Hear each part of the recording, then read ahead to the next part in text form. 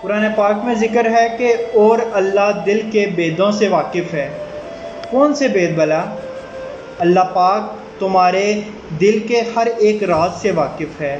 ہاں، بالکل وہی راز جس کا خیال بھی اب تک تمہارے گمان میں نہیں، میرا رب ان سے بھی واقف ہے۔ وہ اپنے بندے کو پریشان دیکھ ہی نہیں سکتا، بس آزماتا ہے کہ کیا میرا بندہ اپنے موجودہ حال میں بھی مجھ سے مدد طلب کرتا ہے یا نہیں۔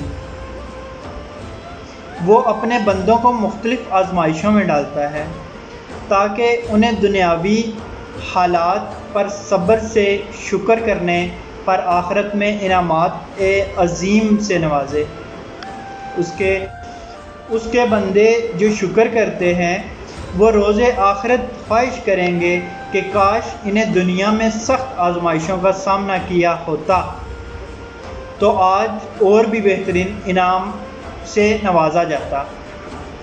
اللہ کے بندے برے حالات پر سرہم تسلیم کرتے ہیں، شکر بجا لاتے ہیں اپنے رب کا کہ انہیں آزمائشوں کے قابل سمجھا گیا۔ تو کیوں پریشان ہوتے ہو ذرا سی دنیاوی مشکلات پر؟ اپنے اللہ پر بھروسہ رکھو کہ وہ کبھی کسی حال میں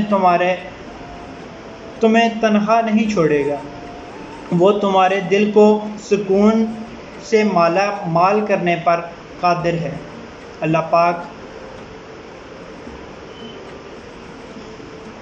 اللہ پاک آسانیاں حاصل اور ماننے کی توفیق عطا فرمائے۔ جزاک اللہ۔